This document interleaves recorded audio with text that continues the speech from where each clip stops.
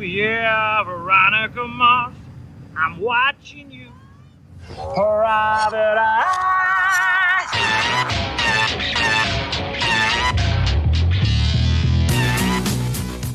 Hello and welcome to your podcast, Veronica Mars. I am Joe.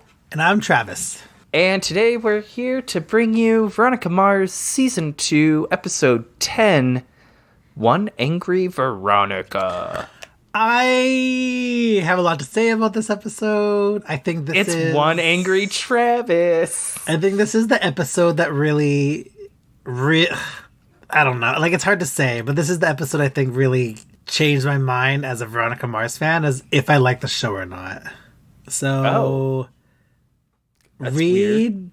That's weird. It's super divisive. I think they do a lot of things and they kind of like, not you're butcher. giving too much weight to the episode. No, because like all the characters seem very out of character. Like at least 3 characters seem very out of character. So I don't know. Okay, I guess we'll discuss Just that. read our description, Joe. Alrighty. iTunes lets us know. Called to jury duty over Christmas break, Veronica must sit on a difficult, polarizing case against a pair of affluent defendants accused of assaulting a young Hispanic woman. Meanwhile, Keith helps Mayor Woody Goodman, recurring guest star Steve Guttenberg, determine who stole the Aaron Eccles / Lily Kane sex tapes from the police station. Later, a familiar face makes a surprise return to Neptune while another one of Veronica's friends meets a tragic end. How'd that make you feel? How'd that feel? Not great. Like it tells us the episode, but I mean, I don't know. It's probably one of the better descriptions we've had in this season. That's fair. There's been, where you wanted to start. I'll let you you have way more feelings than I have on this. I'm more neutral than negative. Let's start with Meg, I guess. Oh, all right. Somber note. So Debbie Meg, Downer alert. I don't understand why it's Dick that tells them that Meg's awake. The best part of that is that Dick thinks that Meg's gonna go and start partying after this long coma. You think there's a chance an ex might show up? On one end, it feels kind of forced, but at the same time, it's Dick. So I'm like, yeah, it's 100% forced. This whole setup for this party thing makes no sense because there's no I don't know. This whole I think that's probably the best way to describe this episode is the entire episode feels forced. It does feel forced. It's forced in not a good way. It stumbled its way through. It's a good way to put it. It stumbled its way through this episode. I think it wasn't like a hard fall or anything like that, but it was definitely a stumble and not good. I was thinking about it this morning when I was on the train. It reminds me this so far as the season of Veronica feels like they're trying really hard to wrap up season 1 and send off Teddy Dunn, but nothing feels connected. And I'm pretty sure from what I remember, the rest of season 2 feels a lot better because a lot of these threads are now kind of tied off. Yeah. Because we're at episode 10 now, and it's the whole they have the bus crash, but the bus crash I always forget about until they bring it up because they're not doing anything with the bus crash. It's very few and far. Yeah, and even the Meg stuff in this episode, I didn't even think about the bus crash. And I don't know why Veronica's not I would have loved a scene where Meg I don't know, maybe discusses what happens on the bus crash. Did she tell nobody? Dude! She just told nobody what happened.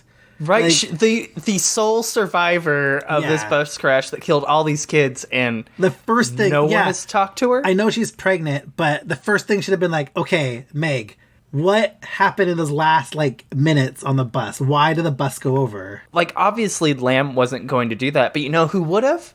Do you know who would have thought of that? Well, Sax would have and should have. Keith Mars, I know. Yes, Keith. But also, if he could, I don't. That's but also Veronica just didn't tell anybody. Be oh hey nurse, there was an explosion. Meg is a smarter character than that. I feel like she would realistically tell somebody. I will give Veronica the benefit of the doubt in this situation, since this is kind of personal. Like, it's a lot. I could see it kind of. Well, I would have loved for Veronica to ask her, but also I get it. Because it's not like they knew she was going to die in, like, by the end of the episode. Yeah. They were like, but also... They're trying to deal with this one thing Veronica first. should have been like, because, of course, Meg's whole, like, and if anything happens to me, don't let my parents get her, is, like, so on the nose, and so, like, oh, well, Meg's going to die. And then, like, Veronica should have been like, okay, well, in that case, what happened on the bus crash? Like, okay, if you're so afraid of this, like... Just give me Let me just turn on my recorder real quick and just talk. Just talk. This is Meg Manning. Like, we know she has the video camera. With Trina for her hospital visits. Veronica has spent a lot of time in hospitals this season. Yeah. So it's a lot. So that's what kind of really bugs me about the whole Meg thing. Also the fact that they killed her, and then they try really hard to, like, redeem her, and with her telling Veronica, oh, it's because I was pregnant, like, and seeing you with Duncan, which I can appreciate. I get it, but also don't kill her at the end of the episode. They're trying really hard so that when they kill her, you don't hate her, because they try really hard to make you hate Meg the first part of the season. Like, at least give us some time for that to breathe a bit, like. Don't put this, like, one line in, and now we're supposed to be like, oh, no, it's okay. It's all forgive it. Yeah. And it also... Meg was hormonal. It absolves Veronica kind of from feeling guilty about Meg being on the bus. Yeah. It's like, no, it wasn't me. It was this baby they had. Like, it works, but at the same time, it doesn't because of what comes after it. I also don't understand... How long has Meg was like 0% pregnant in the beginning of season 2. She could have been like up to 2 months. Because she's wearing like you're seeing her stomach. She was wearing like a crop top, not a crop top, but like her belly was showing. Yeah. So I could say up to 2 months. So she's September, also like an athlete. October, and now this is Christmas. So the baby was only like what, 5 months old? 6, 7 months tops. No, there's no way she was more than 2 months pregnant at the beginning of season 2. Well, school starts in August, doesn't it? September, right? Well, here in September. Here with U.S. is kind of split up. There's August and September, kind of. I don't know. Okay, we've discussed this before. I will give it August. So that's what, August, September, October, November, December. So 5 months. Plus 2 that she could have already been when school started. So 7 months. Yeah, 6 to 7 months tops. Okay. I was born at 6 months.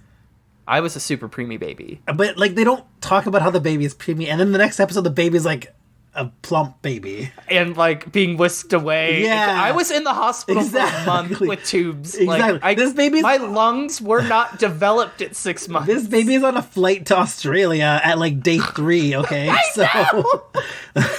Or, even worse, maybe on a boat. Like, a boat house, yeah. So, they want this... I don't know. I just feel like the show wants... their cake. Like, I just Okay, so what really pisses me off about it is I could see it working if this was like their only way to get Duncan like out to Australia and like still have a happy ending for Duncan but get him out of the show. Yeah. Like permanently. But it's not. They could have still had that all happen with Meg still alive, especially them setting up what the parents want to do with the baby. They could have had Meg make her 17. We haven't established that she's 18, I don't believe. Especially with the power that her parents have over her with the baby. If she was 18, that would be her choice, period. Well, as much as the government allows. But they could have had Duncan, quote unquote, kidnap the baby and still take her out of the country, still take her to Australia. And then, like, Meg's story throughout season 2 or whatever is just, like, trying to survive whatever, being with her parents until she turns 18 and can leave. What I don't get is when Meg's like, oh, my parents are going to do anything to get rid of you, and then looking into your backstory. I feel like if Celeste knew... He is a billionaire. I was going to say... It's not happening. Exactly. He's getting that baby. Because Celeste would be all for this baby. If Celeste knew, she'd be like, you know what, Duncan? Let's do it. I'm getting that baby. This baby's going to be a fucking cake. Oh, Oh, and it's not a Mars baby? And it's not a Mars baby. Oh, that's like cherry on top. Yeah. Celeste will move heaven and earth to make that happen. Because Celeste probably really liked Meg. Duncan literally could have been the one to kill Lily, and they still would have been able to get him custody of that baby. Like, period. Yeah. No, he's a billionaire. He's gonna get I know. Like, this ain't the K or for a show about the haves versus the have-nots. They're really not hitting that point well. But that's also the whole point of this episode is the haves and the have-nots.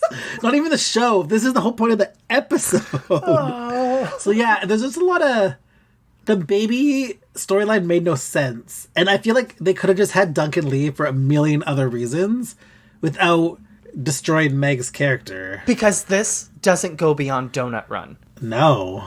It does not go... So there was no reason for this. No. None whatsoever. Unless Alana Tal was like, I don't want to be a part of this show anymore. Kill me. There was no need for this to happen. It didn't drive any of the characters either. I have a feeling she would not say that. And like, even if she did, she still came back. She comes back again later this season. So she obviously doesn't hate the show. And she's a guest. She's not like she's on a contract or anything. She could easily been like, no, I'm not returning for season 2. Because you know what's driving Veronica right now? Not Meg, because Meg's alive. What's driving Veronica is the thought that it's her fault. Yeah. That the bomb was on the bus. And that can still be true and Meg be alive. So it's just a prime example of the show not caring about female characters. Because this would not have happened if Logan were on that bus. This would not have happened if Duncan were on... It would not have happened if Duncan were on the bus. He would have still gotten episodes. It's very infuriating with this episode. And the fact that Meg dies off screen as well, due to a blood clot. Okay, so here's the thing. I always forget it happens. It happens. And then Keith shows up. First of all, who's calling Keith? Yeah. Who, maybe he has a connection at the hospital, sure. But then keep him updated on... But I can see that. But also... He would have told Veronica right away that Meg woke up. But she was at school. Their phones are cellular. They have texting. I don't know. And also because Meg woke up the night before. Because it was when Veronica left the hospital the night before. Oh, yeah. So it's not even like it just happened. And then because I still Maybe he put someone in after and he's like, hey, keep me updated. No, because then I don't get... Okay. Who told Dick? No. Like, yeah, that's what I don't get. Who told, like, if this, like, it's spreading around the school that Meg's awake. Yeah, I get maybe Veronica doesn't know because no one really talks to Veronica, but why? I don't know. There's so many missing pieces in this episode, and a lot of season 2 episodes so far have been trying to cram so much into an episode, but nothing actually happens in these episodes. I don't even think this is actually jam-packed with anything. I won't say it's jam-packed. It's just with this episode. Because the Meg stuff should have been... I would have... If they're going to kill Meg like they did, I would have preferred, like, focus 3 episodes on that. Go from... Have the baby or the Manning abuse story, Meg wakes up, has the baby, and then Donut Run. Have, like, a 3 episode... That would be thrilling. Yeah, but they I still would hate it, though, because it would still end the same way. It would still end the same way. Fun. But it'd be better. You give maybe Meg actual screen time, and then... Wow. I would love Meg to... Because clearly Meg knows her parents are abusive, so... Like, I would have loved more of, like, delving into that a little bit. Maybe have Lizzie come back for it, or... The aunt that she mentions in Chris, Oregon or whatever. Yeah, in Seattle. Seattle, sorry. There's just... They spread it out weirdly, and if it was just this 3-part chunk, that would have been, like, a really, like, the really fun, high-stakes... arc of episodes. And they don't do that. Instead it's like this weird slow burn that doesn't... It's a slow fizzle. It's a slow fizzle, yeah. It's like, I don't know, you open up a can of soda and you think it's going to be great, but it's actually flat. Yeah, the Meg Manning storyline was flat. As her heartline. Yikes. And it sucks because season 1 did so much to, like, elevate this character and make you really care about her. So her death should have resonated with viewers and fans of the show, but I don't feel bad or upset. I just feel angry because, like, kill off all the characters you want. I get it. It's your show. Characters die. There has to be consequences. Like, blah, blah, blah, blah. But either have it where it's, like, out of the blue and so shocking, like Anya's death on Buffy, where it's, like, you don't see it coming, but it makes sense to the storyline. Or you, like, build it up and have, like, this long, drawn out... Not long and drawn out, but have, like... make it mean something. Yeah, purpose. And give it a purpose. Meg's death's purpose was to get rid of Duncan, which really just speaks so much to Rob Thomas as a writer. Yeah, I think I'm rambling now. I think so. Let's Well, I just like the last thing I kind of want to say about that is we also Veronica kind of owes Meg like her life in a way, because if Meg wouldn't have told like the bus the teacher or whatever that everyone was on the bus, she would have been dead. Like, I would have loved to see Veronica like reckon with that a bit too between them, like, hey Meg, you inadvertently like saved my life. But also like Veronica doesn't know that. Yeah, she does. Veronica doesn't know that Meg told the bus driver they're all... Oh, true. There's no way Veronica can know that. Fair. Damn it. Well, Meg could have told her. If Meg had more than one scene, she could have told her. But if I was Meg, I'd be so angry. I'm like, I did this to spite you, and it just blew back right in my face. Quite literally. It's so... It's disheartening. Mm-hmm. And what's been such a great ride for just characters throughout this show so far, for this to be one of the very few female characters in the show to have like a role, it hurts to see her go out this way. Like, it just sucks. So we can talk. Okay, what do you want to? Do you want to save Keith and Leo for last, or Veronica and the jury for last? Because I'd rather save Keith for last. Okay, so let's talk about this jury. It's boring. It's not that it's boring. It's so cliche. Like, this rich white dude who's never gonna like convict these other rich white kids, and he's not gonna believe that. I'm not like gonna right believe, out the gate. You know what it's gonna be. And that's the thing. As I was rewatching this episode, I'm like, well, maybe there's like a twist to it, and I'm like, no, there's not. It's pretty much black and white. That's what I was thinking. I was like, wait, what's the twist here? Yeah. Like, what kind of came out of left field? Because I don't think I've ever ranted so much about this episode before, because it's what it is.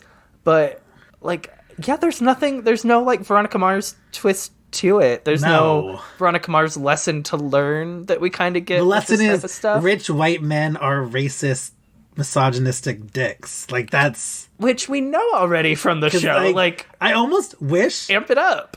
Because the dude they cast in this looks so much like Big Dick. I wish it would have just been Big Dick. Like, that would have been interesting. Fun. Like, that would have been have Veronica and, like, Dick Sr. on, like, this trial together. Yes. And he's like, oh, no, I heard about her, guys. Like, let's let her have some fun. Because I fucking regretting it. I also... I don't know, maybe because Neptune's a small town, but, like, there's fucking no way in hell any lawyer would, like, be like, yeah, we're gonna put her on the jury. Because lawyers, like... I don't know. When they go through jury selection... Well, yeah, they should know who Veronica Mars is. That's also the thing. If they didn't know who Veronica Mars was, putting a 18-year-old, a blonde white girl on a trial to help some like other white boys, then yeah, that would be. I just don't think anyone would want her on the trial. Also, Veronica easily could have been like, "Oh no, I'm a high school student," and I feel like the judge would have excused her. Probably, because I just don't feel like this seems like an episode that should have taken place next season 3, and this is I feel like the only reason they made Veronica 18 is really so she could be. I think someone had this idea of like Veronica on like. Someone watched 12 Angry Men and was like, we should do that with Veronica. One Angry Veronica. But she needs to be 18. Guys, I cracked it. I cracked it. We got this. But we need to make her 18 so that it works out. It feels pointless. And the fact that... I mean, it does introduce Hearst to us, which I will say I do like the line where she's telling Veronica she should come to Hearst or whatever. And I don't know if you've made plans for college, but I think you'd fit right in at Hearst. Stay here in Neptune? We won't be moving the university. I'd really kind of planned on having my car packed and running during graduation ceremonies just to kind of beat the rush out of Neptune. And, like, Veronica has always wanted to leave Neptune. Like, she knows how shitty of a place it is, for her, how it makes her feel. And I think going into season 4, some people forgot that. Yeah. And just how shitty of a place it makes Veronica. Like, just seeing the turn from where she was at the beginning of the movie versus the end of the movie, and then into season 4, like, this is not a good place for her. And she was smart out the gate to be like, no, I need to leave here. I need to go far, far away from this traumatic hellhole. And I just wish we would see her outside of Neptune more. Well, I kind of wish the lady, the fellow jury lady, showed up again, because she's like, I would fight for you. It would make sense to have her, because they go to Hearst in like 5 episodes. 3. And like, they also go to Hearst. It would have been cool to see her there, but instead they went for the whole like Arrested Development tie-in thing. Yeah. That was a weird play, and we'll discuss it when we get there. But she could have been an interesting character to have in season 3. Be someone that Veronica has, like, I don't know, because all her professors were kind of shitty and died in season 3. And, like, I think we only meet one professor, though, don't we? Yeah, well, yeah, okay, maybe. So it would have been so, nice. I mean, you're not wrong. All her professors were shitty. It would have been nice for Veronica to have, like, a fellow female instructor. Maybe that's not happening. Huh? That's not happening. Well, because they could have done with her what they wanted to do with Miss Dent. Oh, that would have been so good. And just have it in the college level. That would have been cool. Because at least with high school, like, it's pretty black and white for Veronica. Like, college would be kind of a different experience. So to have, like, a nuanced guiding post there would have been nice. Yeah. Especially with them wanting to make it, like, different than high school.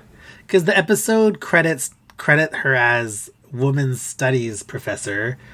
I could see Veronica taking a women's studies class, like, but also, like, why? It's weird they made her women's studies, because that doesn't come up at all in the episode. They were very specific. Or maybe it's woman who studies professors. Also, they I feel just like put the apostrophe in the wrong spot. Professors don't usually have a say in when students getting hired, or not hired, students getting accepted. Yeah, she would definitely need to be a part of admissions. So I thought she was part of admissions when she was talking. Me too, actually. That would make more sense than, like, being a professor. Because I don't think professors... And if professors do start, like, doing that, I think it becomes a conflict of interest. Because then it just becomes weird. I'm wondering if, like, originally they did have her have a line about being a women's studies professor, but then they realized, like, it wouldn't make sense to have her talking about her doing admissions, so they, like, cut the line but didn't change her name. Because this episode doesn't give that much forethought to anything, so no. It's just trying to get the job done as fast as possible. Yeah. But there's so much time in this episode. There is. Like, as much as I enjoy, like, Lamb working out, did we need, like, all that, okay? We didn't. No, we really did not. Oh. I did like the thing I like most about the jury, though, was we got Alba from Jane the Virgin, but I don't think you watched Jane the Virgin. No. Jane's grandma. Is she the one that was all like, I had never heard no hooker who, like, works her ass off all day at a car wash and then walks the night. Yes!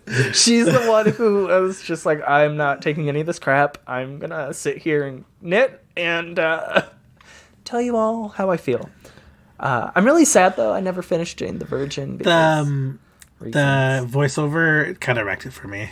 Oh, I love the voiceover. And that's what everyone says. Anyway, I also really enjoyed the jury member who was like, I'm taking unpaid leave from I'm a mother of 2 taking unpaid leave from my crappy waitress job. Let's get this going. She was, and then when they come back to the room at one point, she's like, kids say the darndest things. Mommy, if you get fired, do I still get free leftover tater tots? She was over it. I get it. I get her, though. I get her annoyance. Oh, I get it, too. I do. Also, I just feel like, do they do trials during Christmas? I feel like they don't really do a lot of trials during Christmas. Yeah. Not on Christmas Day. I mean, I don't know. I'm not really into the whole law thing. The U.S. law? Yeah. Because it'll be different than your Canadian law. Because I assumed you guys would take like the whole month off of December. No law this month. Well, it's Jesus' birth month. Jesus doesn't allow crime. So this episode does bring up something that I kind of would like to talk about. I just like to one more thing about the jury thing if we're moving on. Okay. No, it's still about the jury, but it's still about first, I love that this, as he's credited, the captain of industry. Yes. Is like, I'm never gonna kill some Spanish whore. It's so on the nose, and that's I think what bugs me with the storyline so much is it's why couldn't it have been a twist where someone else, and then of course the black woman's the one oh yeah, you could totally mix up those two black guys. It's okay because she said it. Yeah, it's not racist. Yeah. It was clunky as hell. Super clunky as hell. Which actually that kind of moves into my next piece. And it's about white people calling any black person African American is racist. And I don't see how people don't get that to just assume because someone is black, they're from Africa. Yeah. Black people come from all around the world. Especially now. So, yeah. Well, not especially now, but Well, no, Well, I understand it used to be the term to use. Yeah. But, at one point, coloreds was okay to use to talk about black people. Just don't. Just say black. If you're so scared to say black, look as to why. Why does it scare you to say that? And fight those demons yourself, because African American, unless you know they're from Africa, is racist. So that's that on that. And how do you know it's they're just American? Something that really fucking bugs me. How do you know that they could be African British? You don't know their origin. That too. That's what really bugs me. The American part. That's not everyone's weird, trash. Some people are from other countries. He could have been German African for all we know. Because we don't see African Canadian up here. No, because it's some it's because it's so dumb. American racists just need to be he's not full. They're not full American, right? I'll give you a little bit of American. I'll give you a little bit, but remember your roots. Could it be saying oh, you're Irish American or right? We don't do that when we talk about a white American. Yeah, you're just American. Hell, we don't even. No, we do that with Latin, I guess, for the most part. But it's primarily black people that get categorized as African American. Yeah, There's a whole section of Central America that is predominantly black. Yeah. I don't... it's so frustrating to hear. I like to correct people on that. But, yeah, that's my little tangent for the episode. That's all in tangent. Okay, Joe, thanks for being a justice warrior there. No problem, anytime. Because there's one line also in this episode that I really like. Or unless you have anything else about the jury. No, nothing more to say about this cesspool storyline. Because there's when Veronica is... I thought it was really cute that Veronica sets up the whole Christmas thing with her and Keith and makes the little Cornish game hens and has the whole setup. It was really cute. And after they're done eating, Keith's like... Oh my god, is this another horse girl thing? I'm so impressed you fit a pony into my room. Presents. Veronica's a horse I knew girl. this was coming out. It intensifies. It's intensifying. But if Veronica it's Mars, canon. It's if canon. Veronica Mars was a real horse girl, she wouldn't have been afraid of the horse on that cult, so like the cult barnyard. It just shocked her. She was expecting like marijuana plants, and then she's like, "Oh no, my best friend." It was a whole thing. She was actually, if we didn't even get to see after that scene, she actually goes and pets it and brushes it. And she asks if she can keep it after the compound shuts down, but they don't allow her to. And it's this whole fight between her and Keith. And it's actually the precursor to Mars vs. Mars. That's what she was actually upset about.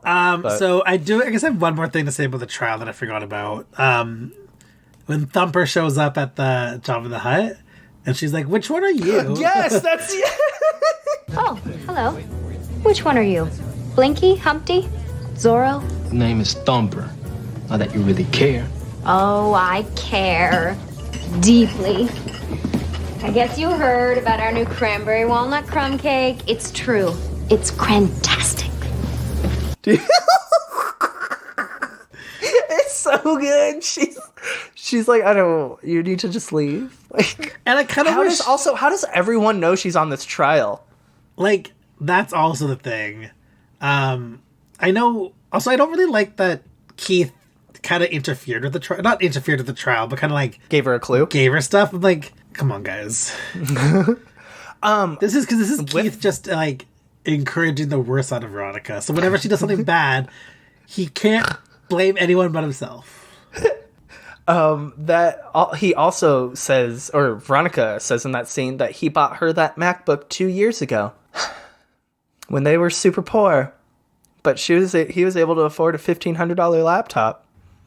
That's cool. It was probably our poors are different. It was probably from even case. Used. He probably stole it. $800. Oh, okay, fair. It's probably from like a case, and he just kind of took it with him. They won't need this. It's fine. Also, it was nice for Mac to like upgrade it for them. Yeah, that was. But really also, sweet. did Veronica not notice her laptop was missing? Because it's not like Mac could have done it with like an hour. And also, did she not go to her room when she came home and notice the laptop had a bow on it? Because they ate dinner and then went to her bedroom. Yeah. So and he came home and walked in on her making dinner. So it was maybe when he was like, I don't know, go to the changing washroom? his that he like puts a bow. Maybe. Because that always really bugged me. I'm like, was it just waiting there? Because Veronica clearly did not wear that outfit all day. She must have gone to her room at one point to change. Right? Yeah. I did like when she comes back from the case or whatever, or the jury. Oh, hey, did you hear about our verdict? We voted to convict. It's making me real popular with my classmates. It's not always easy doing the right thing. If that phrase isn't on the Mars family crest, it should be. And I really enjoy when she's coming home and... So you would not characterize your day as good? Or along the lines of bad. And how much would it help if I microwaved you some 2-day-old lasagna? Medium amount. And how much would it help if I went out and got some ice cream, too? A lot? Why would I need that much help? With my sincere regrets. Chocolate chip mint or butter pecan? Oh, crap. Jury duty. I'll get both. That's a true blue dad. Yeah. He cares. The only time I've ever gotten jury duty, I wasn't actually called in for the jury. I got dismissed. But I took the rest of the day off from work. So. I've never been called in for jury duty, and it's like angers me. Oh, y'all do have that? That's yeah, we cool. have jury duty. It angers you? Because I took law in high school, so I always wanted to be really cool just to like do it. And because the job I have now, if I get called into jury duty, the days I miss, I still get paid full day. Oh yeah, because you work for the state. I work for the city. Oh, whatever. Oh, sorry. The province. No, it's just the city in the province. I know. So I have a Listen, union, I call all government jobs state jobs. I have a union government job, so like jury duty's like, I would take jury duty because I'd get paid to go do it. Please be a murder trial. Please be a murder trial. I do, just rounding up the Keith Veronica scenes, I really liked when it's like the very end for the New Year's scene. I'm hitting the bunkhouse. But, Dad, you missed the ball. Well, I saw it the past 40 years or so. It, drops. You'll see. Good night. It's just that I feel like that would be me as a parent. I'd be like, I've seen this. It doesn't. It's that's fine. me as a 30-year-old. Like this past New Year's, I stayed up because I went out. But like the couple ones before, I was usually in bed by like 11 o'clock. Oh, dude, I had to be up at like 4 a.m. New Year's Day, so I was not awake. I was up and got drunk. It was actually a really fun day. Oh, good for you. All right, let's get into Keith, Leo, and Logan. And we'll toss a Lamb in there, I guess. Well, we see him shirtless for a moment. I really enjoy how confident Lamb is about like the security system, and then like poor Sax is just like trying to remember what to say, and then like Leo's like, "Nah, dog, this is bullshit. This is like so stupid." Well, I really like you bring up like Sax knowing what to say. Keith has that line where he's Gotta hand it to you, Sax. You stay on message like nobody's business. If not for the little perspiration problem, you'd make a great White House press secretary. I love that Keith recognizes like Sax's greatness. I know. It's good. But I love that Leo mentions that like Lamb has locked himself out of doors. Yes. Because in the system. And it was nice to see Inga again. I think this is maybe Inga's last appearance. No, she appears one more time. Oh. What's this season? Yeah. Ooh, I'm mad that I can't remember. Maybe next episode. Nope. No? Okay. Never mind. Okay, so what I didn't like about Leo is that he gave up his reasoning out the gate to Keith, and Keith hadn't even considered it. Yeah.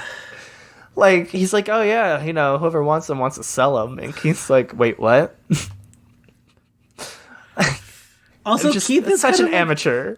Keith is also kind of dumb for not thinking someone would want to sell them. Yes. Yeah. Like, would have been like high on my list of reasons. I get that his sole focus was like someone trying to help Aaron in the situation, especially with learning about the bus crash and everything. This is just, and again, does he mention the bus crash? Nope. When he's talking about it at all?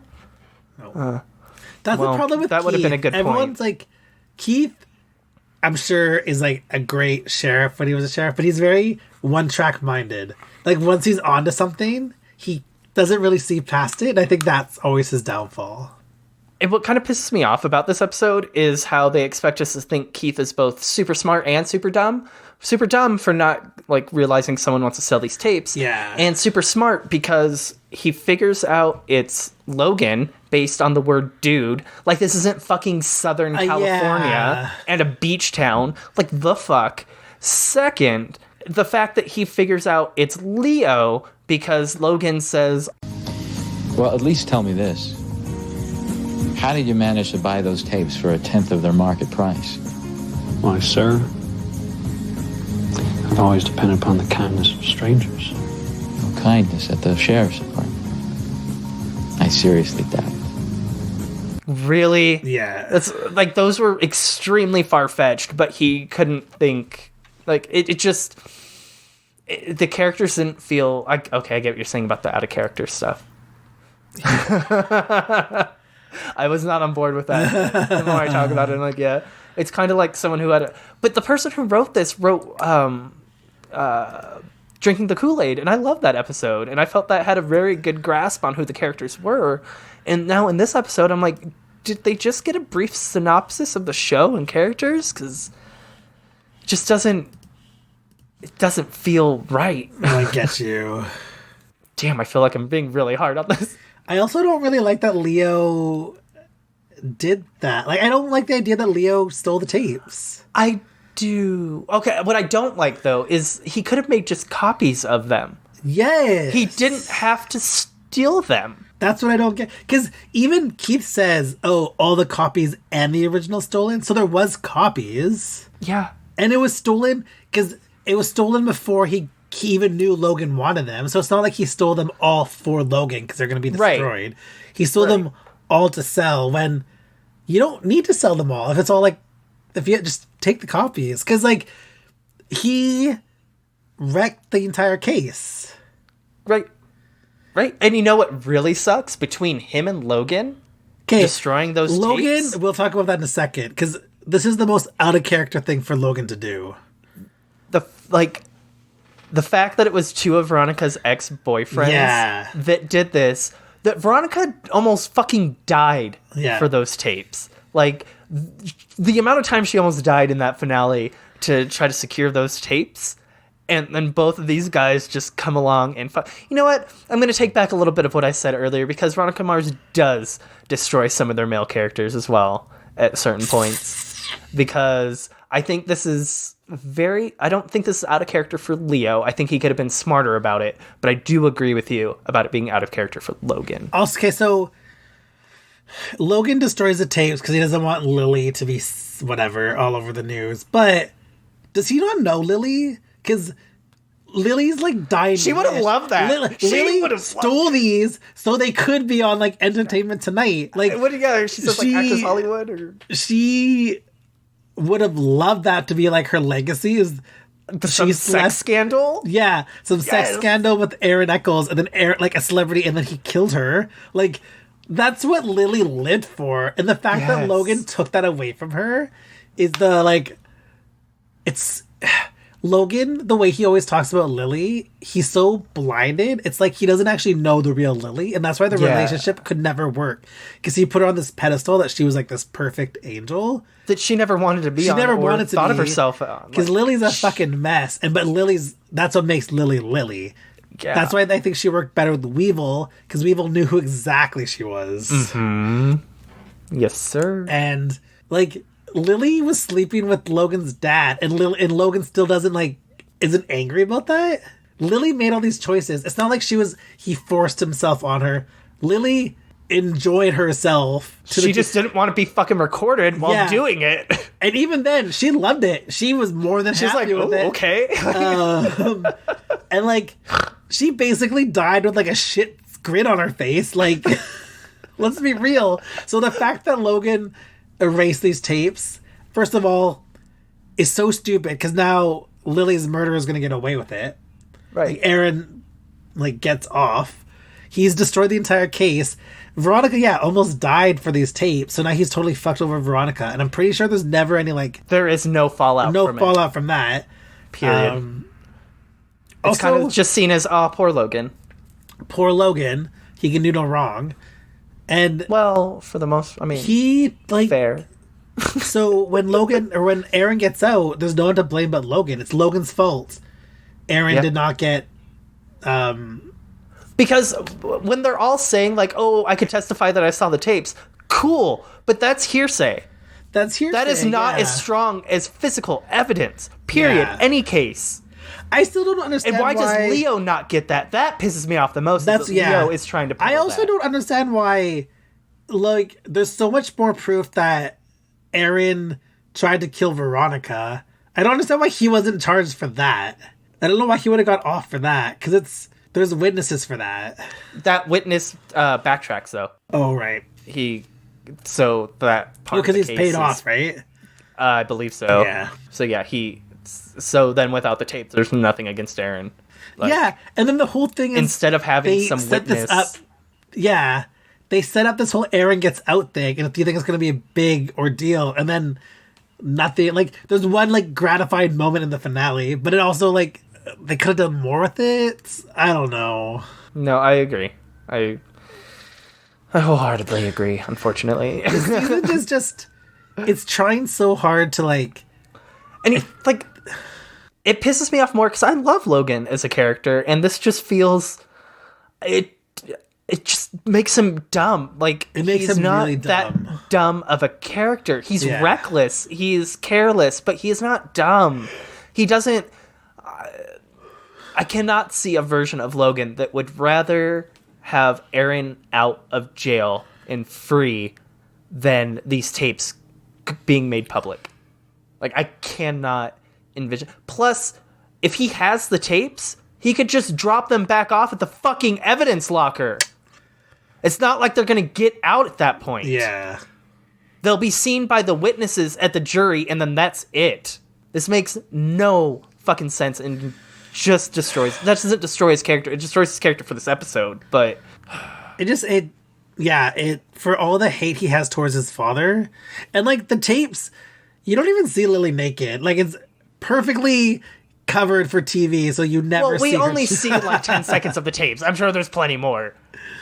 No, You I see think it's all very... of Lily's moves. You see all of her moves but also, from every angle. Lily would be proud to have that out there.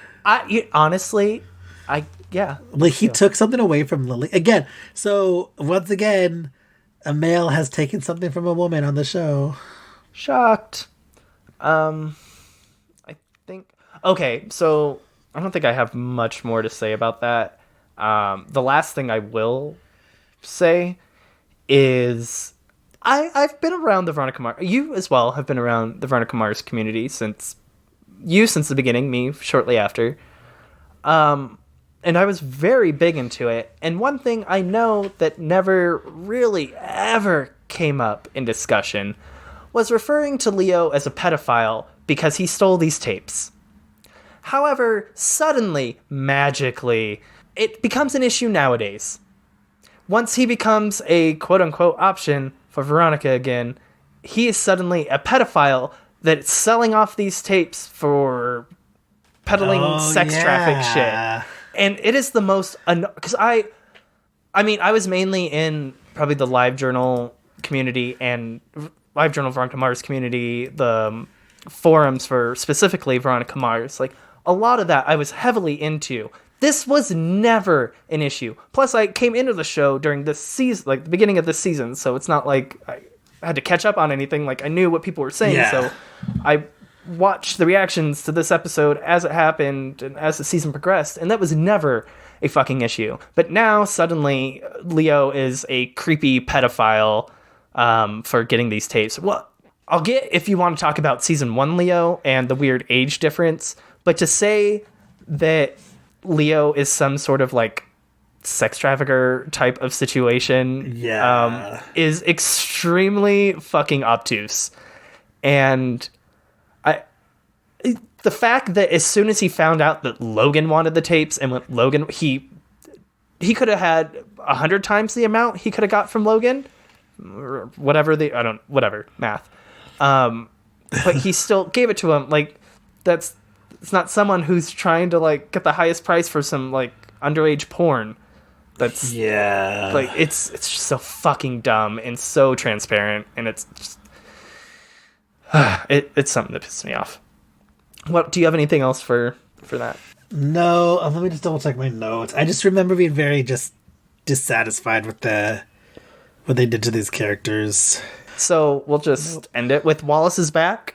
I cannot wait. I don't know. I can't remember if he's really in Donut Run. I know we have his whole episode after that where he is featured.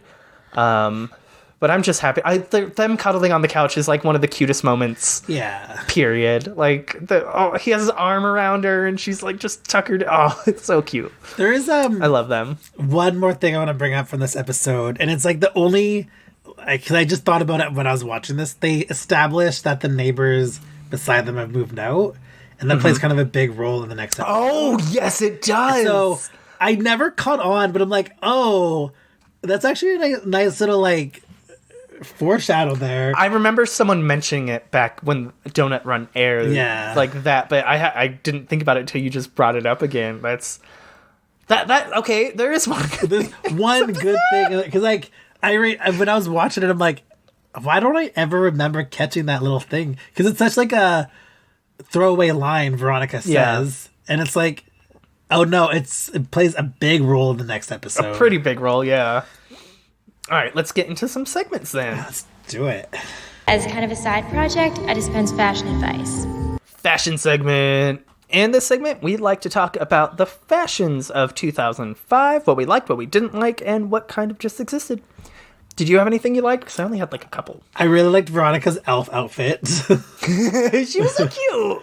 So cute. Like sequin green shirt or jacket. Keith's And, whole, maybe this elf can help me tell me what's happening. I liked Veronica's jean jacket at the beginning when she goes and visits Meg. That's a really good jacket.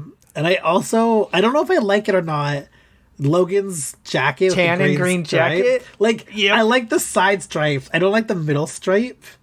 I like the buckle that matches on the collar that matches Veronica's. I just don't like that middle stripe down where the zipper goes up. I can see that, yeah. But he's had some nice leather jackets this season. I love that jacket. It reminds me of like a cartoon character, but they're just like palette swapping his jacket. Yeah. Like it's all the same jacket. It's just a different palette. He's a video game character. Choose your character. Yeah, exactly. This exclusive green jacket skin. You know what I hated though? What? Lamb's sweatpants. He could have just not wore them. Oh, I also didn't like. For some reason, when I was younger, I remember thinking Lamb was super hot, but he's actually like he's not even that buff. Like, my god, you're. He only has an 8-pack. He's not even that thick. I just remember him being like hotter for some reason. I was weirdly disappointed as like an adult. Well, did you watch this on like high def? I also watched it on my phone on the train. No, those are my two ones I liked were the denim jacket and the Logan's green jacket or green and tan jacket. Yeah. It's one of those jackets I always think about when I think about what he wears. I always forget about this one because I always picture him like in darker jackets, like his brown one or like the black and white and red one. Yeah, I don't know. There's something about this one. I think it's because it matches Veronica so much. It's very coupley. It's a very coupley outfit for them not being a couple right now. Like if she was wearing her green why doesn't he wear this in season 3? She's wearing her green leather jacket from a couple episodes ago. They'd be perfect for each other. Oh my god, it would be like Arrow and Black Canary, except she's Arrow and he's Canary. I like that. Well, he would be the fishnet screamer. He would. He'd love that shit, and you know it. Let's go into... These are the jokes. Time for our favorite quote of the episode. In this segment, we like to talk about our favorite quote. What do you got? I have two, because I was really torn between them, and I couldn't decide. So my first one is when Keith walks in on Veronica.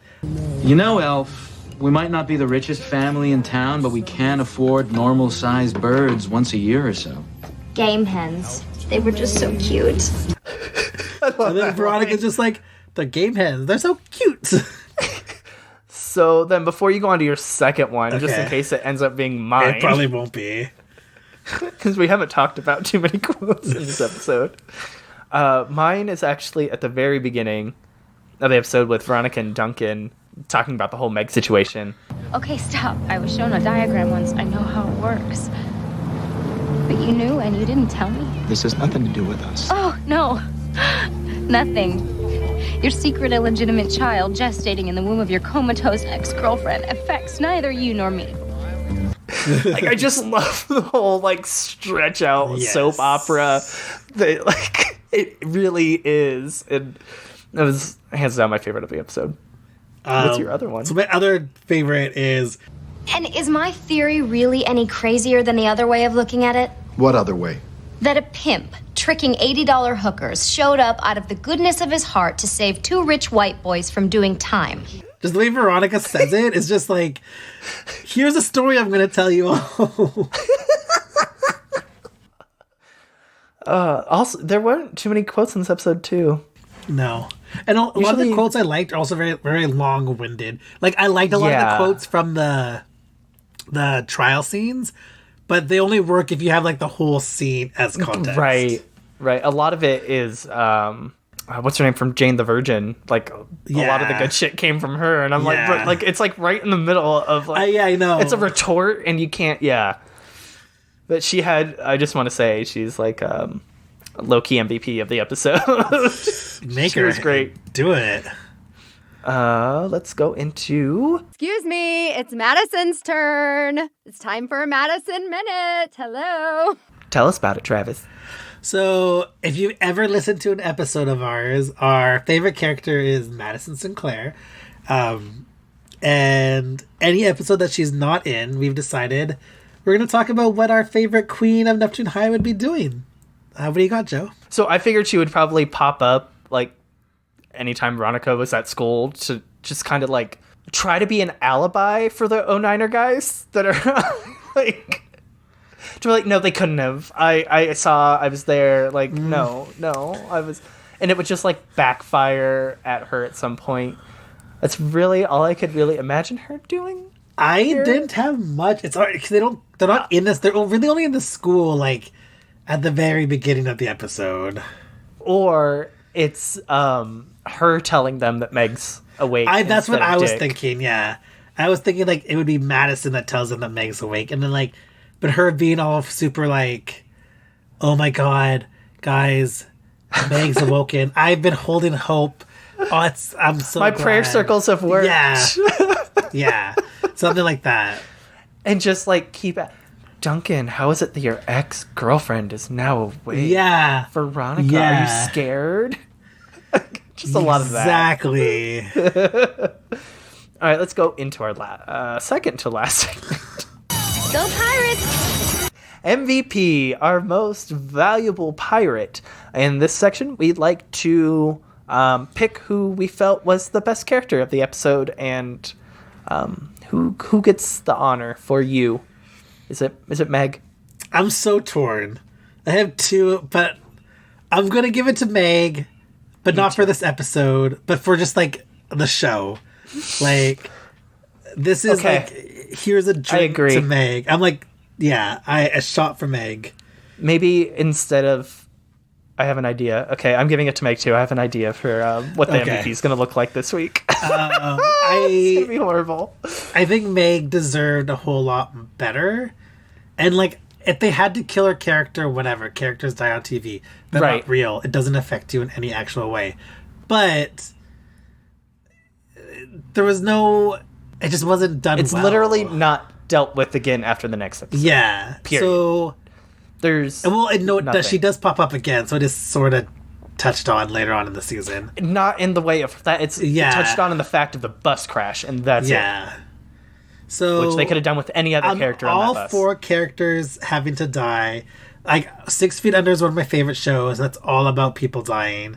And I'm okay with characters dying for like shock value, and a lot of my favorite shows have done that. But there was no shock value here because you don't see it.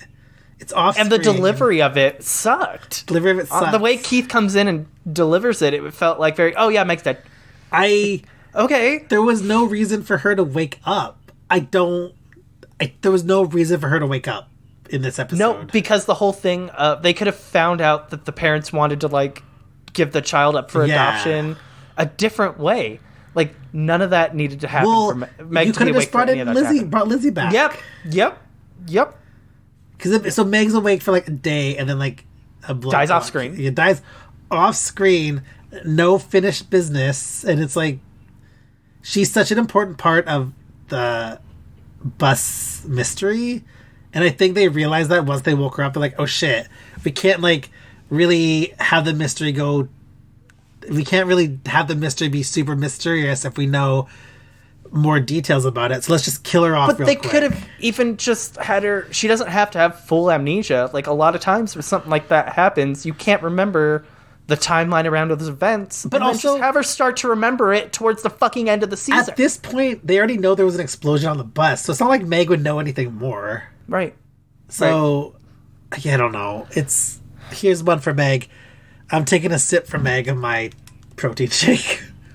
Cheers. Meg Manning. Okay, what else? What's the next category?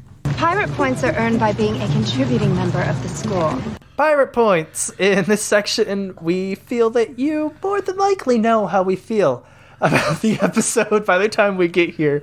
So instead of giving it a numerical score or a letter grade, we like to just have a little bit of fun with it and say how many pirate points the episode has earned. How many do you think it's earned, Travis? I think you should go first. I'm giving enough pirate points for 1 blank recording tape. That's it. That's what you get. 1 blank recording tape. How about you record this episode on it and throw it in the ocean? How about that? What do you have? I'm upset. I will not be giving this episode any pirate points. Fair. I'm not even going to fight you on it. I don't blame you. It was not a contributing member of Neptune High. No, it got rid of one of the most contributing members of Neptune High, if we're being fucking honest. All right. That brings us to the end of the episode. If you liked what you heard today, please subscribe to us on whatever podcast app you use. And if there's a rating system, find that 5-star and give us a little to let us know that you liked us. You can also reach out to us on social media. We are on both Twitter and Instagram at veronicamarspod on both of those. As well as you can email us, veronicamarspod@gmail.com. If you have any, if you want us to discuss something that we forgot from a previous episode, something you want us to for sure talk about in a future episode, let us know. Our DMs are always open. If you want to follow me on social media, I am on Instagram and Twitter as well, mainly Twitter. You can find me at Ojo on both of those, OHJEAUX. What about you? You guys can find me at Travis Truant. That's Travis and then TRUANT for Truant. Perfect. Well, next week we will see you guys for a far better episode. Season 2, episode 11, Donut Run. You're shaking your head. No, I just read okay. Okay, I just read a text that I'm not thrilled about, but go on. So we will be getting a much better episode next week.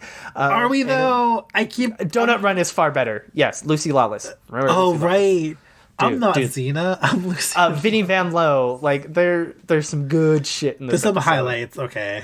Yeah. We'll see you guys next week, and I hope you are having a better day than we are after having to watch this episode. Goodbye. Ciao. You tried to say Veronica Mars. We get it. Girl detectives are bitchier than regular detectives. Not into it.